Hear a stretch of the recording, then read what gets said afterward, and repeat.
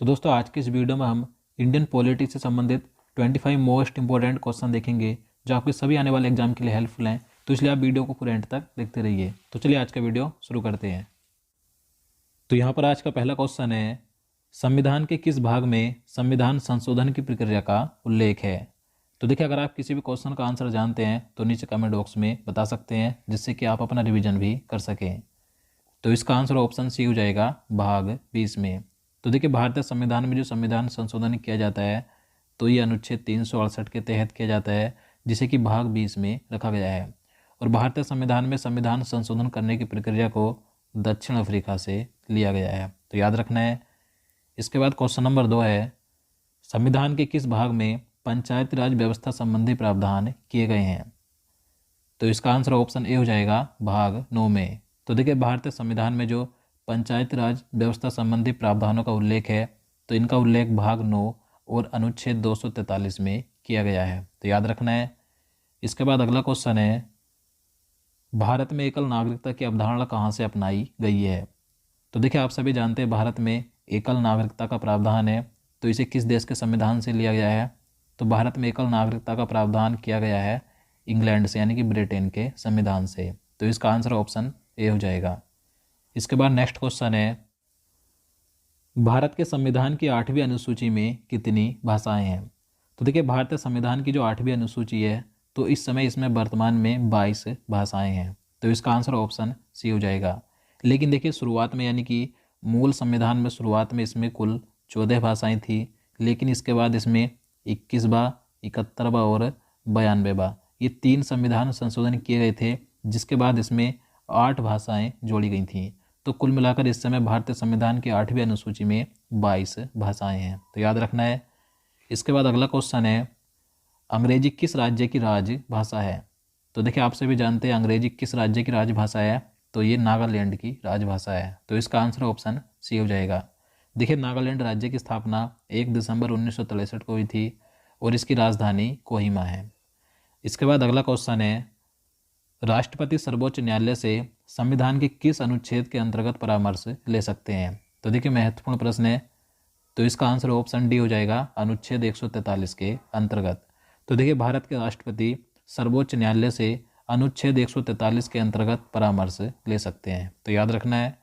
इसके बाद next question है, राष्ट्रपति संविधान के किस अनुच्छेद के अंतर्गत लोकसभा को भंग कर सकते हैं। तो इसका आंसर ऑप्शन ए हो जाएगा, अनुच्छेद 85 के अंतर्गत। तो देखिए, भारत के राष्ट्रपति लोकसभा को भंग यानी कि लोकसभा का विघटन कर सकते हैं, तो इसका उल्लेख अनुच्छेद 85 के 2 के ख में किया गया है, तो याद रखना है। इसके बाद क्वेश्चन नंबर 8 है, संविधान के किस अनुच्छेद द्वारा संसद की संयुक्त बैठक का प्रावधान किया गया है। तो देखिए, जो संसद की संयुक्त बैठक होती है, यानी कि लोकसभा और राज्यसभा की जो संयुक्त बैठक होती है, तो इसका प्रावधान अनुच्छेद 108 में किया गया है, तो इसका आंसर ऑप्शन बी हो जाएगा। इसके बाद अगला क्वेश्चन है, भारत के संसदीय इतिहास में अभी तक कितनी बार संयुक्त बैठक यानी कि संयुक्त अधिवेशन हुआ है। तो देखिए, अभी तक सिर्फ 3 बार ही संयुक्त बैठक बुलाई गई है, तो इसका आंसर ऑप्शन सी हो जाएगा, 3 बार। अब देखिए, कब कब 3 बार संयुक्त बैठक यानी कि संयुक्त अधिवेशन हुआ है लोकसभा और राज्यसभा का, तो इसे भी देख लेते हैं। तो देखिए, सबसे पहले संयुक्त बैठक 1961 में बुलाई गई थी दहेज प्रतिबंध विधेयक के लिए। इसके बाद 1978 में बैंकिंग सेवा आयोग विधेयक के लिए। फिर तीसरी बार बुलाई गई थी 2002 में आतंकवाद निवारक विधेयक के लिए। तो सिर्फ 3 बार ही अभी तक संयुक्त बैठक यानी संयुक्त अधिवेशन हुआ है, याद रखना है। इसके बाद नेक्स्ट क्वेश्चन है, संसद के दोनों सदनों के संयुक्त अधिवेशन की अध्यक्षता कौन करता है। तो इसका राइट आंसर ऑप्शन डी हो जाएगा, लोकसभा अध्यक्ष। तो देखिए, भारतीय संविधान के अनुच्छेद 118 के 4 के अनुसार संसद के संयुक्त अधिवेशन की अध्यक्षता लोकसभा अध्यक्ष करते हैं, तो याद रखना है। इसके बाद अगला क्वेश्चन है, संसद के संयुक्त बैठक को कौन संबोधित करता है। अब देखिए, बात करें संसद की संयुक्त बैठक होती है तो इसे संबोधित और इसे बुलाता कौन है। तो इसे बुलाते हैं और संबोधित करते हैं राष्ट्रपति, तो इसका आंसर ऑप्शन डी हो जाएगा। तो याद रखना है कि लोकसभा अध्यक्ष इसकी अध्यक्षता करते हैं संसद के संयुक्त बैठक की, और इसे बुलाते और संबोधित करते हैं राष्ट्रपति। इसके बाद नेक्स्ट क्वेश्चन है, संविधान के किस अनुच्छेद में धन विधेयक की परिभाषा दी गई है। तो इसका राइट आंसर ऑप्शन सी हो जाएगा, अनुच्छेद 110 में।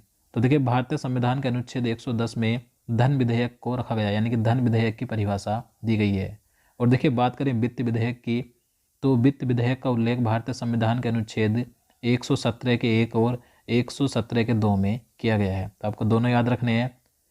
इसके बाद अगला क्वेश्चन है, राज्य के विधानमंडल का गठन संविधान के किस अनुच्छेद के तहत किया जाता है?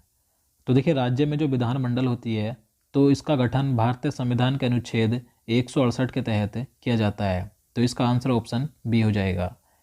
इसके बाद अगला क्वेश्चन है, भारत के किसी राज्य की विधानसभा में अधिकतम कितने सदस्य हो सकते हैं? तो देखिए महत्वपूर्ण प्रश्न है, किसी भी राज्य की विधानसभा में अधिकतम सदस्यों की संख्या, यानी कि जो विधायक होते हैं विधानसभा में, तो इनकी अधिकतम संख्या 500 हो सकती है। तो इसका आंसर ऑप्शन सी हो जाएगा।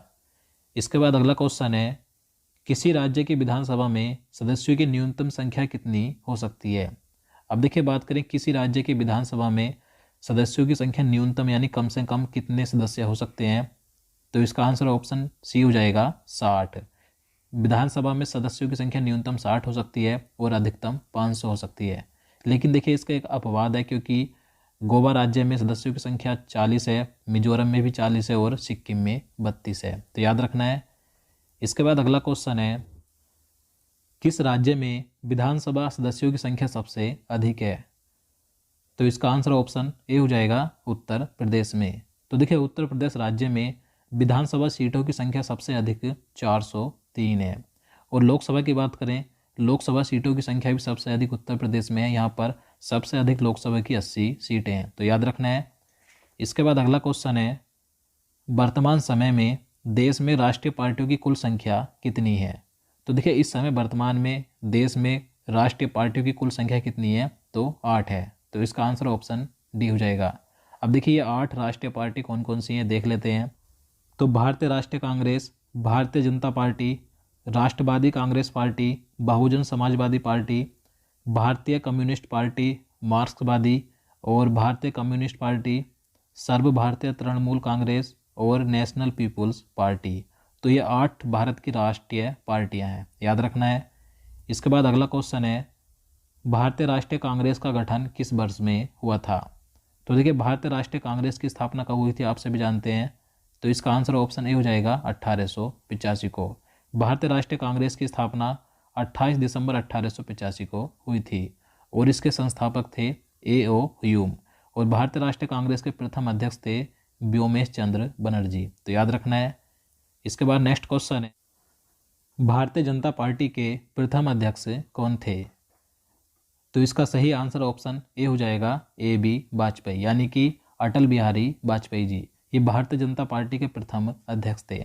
देखिए भारतीय जनता पार्टी की बात करें यानी बीजेपी की बात करें तो इसका गठन 6 अप्रैल 1980 को हुआ था और इसके संस्थापक थे अटल बिहारी वाजपेयी जी और लाल कृष्ण आडवाणी। तो याद रखना है। इसके बाद अगला क्वेश्चन है, भारतीय संविधान में राज्य के नीति निर्देशक तत्व कहाँ से लिए गए हैं? तो इसका आंसर ऑप्शन बी हो जाएगा, आयरलैंड से। तो देखिए भारतीय संविधान में जो राज्य के नीति निर्देशक तत्व यानी कि नीति निर्देशक सिद्धांत है तो इन्हें आयरलैंड से लिया गया है। अब इसके बाद अगला क्वेश्चन है, भारतीय संविधान के किस अनुच्छेद में राज्य के नीति निर्देशक तत्वों का उल्लेख है? तो इसका आंसर ऑप्शन सी हो जाएगा, अनुच्छेद 36 से 51 तक। तो देखिए भारतीय संविधान के भाग 4 और अनुच्छेद 36 से 51 तक राज्य के नीति निर्देशक तत्वों को यानी कि सिद्धांतों को शामिल किया गया है। इसके बाद अगला क्वेश्चन है, भारत का राष्ट्रपति किसका एक अभिन्न अंग है? तो देखिए भारत का जो राष्ट्रपति होता है तो ये संसद का एक अभिन्न अंग माना जाता है। तो इसका आंसर ऑप्शन ए हो जाएगा। तो देखिए संसद के 3 अंग होते हैं, लोकसभा, राज्यसभा और राष्ट्रपति। और संसद के सदन कितने होते हैं? 2 होते हैं, लोकसभा और राज्यसभा। तो याद रखना है। इसके बाद अगला क्वेश्चन है, भारत के पहले राष्ट्रपति के रूप में डॉक्टर राजेंद्र प्रसाद का चुनाव किस प्रकार से किया गया था? तो देखिए महत्वपूर्ण प्रश्न है। तो इसका आंसर ऑप्शन सी हो जाएगा, संविधान सभा के द्वारा। तो देखिए भारत के जो प्रथम राष्ट्रपति थे डॉक्टर राजेंद्र प्रसाद, तो इन्हें किस प्रकार से चुना गया था? तो इन्हें संविधान सभा के द्वारा चुना गया था। लेकिन देखिए अब बात करें, भारत के राष्ट्रपति का चुनाव अनुच्छेद 55 के अनुसार आनुपातिक प्रतिनिधित्व प्रणाली के एकल संक्रमणीय मत पद्धति के द्वारा होता है। जिसमें कि संसद के दोनों सदनों यानी कि लोकसभा और राज्यसभा तथा साथ ही राज्य की विधानसभाओं के निर्वाचित सदस्यों द्वारा चुने जाते हैं, तो याद रखना है। इसके बाद अगला क्वेश्चन है, भारत के राष्ट्रपति किसके द्वारा चुने जाते हैं? तो मैंने आपको बता दिया है, तो इसका आंसर ऑप्शन डी हो जाएगा। संसद के दोनों सदनों के निर्वाचित सदस्यों और राज्य विधानसभाओं के निर्वाचित सदस्यों के द्वारा भारत के राष्ट्रपति का चुनाव होता है। इसके बाद अगला क्वेश्चन है, किस संसदीय समिति को प्राक्कलन समिति की जुड़वा बहन कहा जाता है? तो इसका सही आंसर ऑप्शन डी हो जाएगा, लोक लेखा समिति को। तो देखिए, लोक लेखा समिति को प्राक्कलन समिति की जुड़वा बहन कहा जाता है, याद रखना है। तो दोस्तों आज के लिए इतना ही। अब चलिए आज का प्रश्न देख लेते हैं, जिसका आंसर आपको नीचे कमेंट बॉक्स में बताना है। तो यहाँ पर आज का प्रश्न है, नाटो के वर्तमान में कितने सदस्य देश हैं? इसका आंसर आपको नीचे कमेंट बॉक्स में बताना है। तो दोस्तों आज के लिए इतना ही। उम्मीद करता हूँ आपको वीडियो पसंद आया। अगर आपको वीडियो अच्छा लगा हो, आपके लिए हेल्पफुल हो, तो प्लीज़ वीडियो को लाइक और शेयर करना, साथ ही चैनल को भी सब्सक्राइब कर लेना। तो चलिए।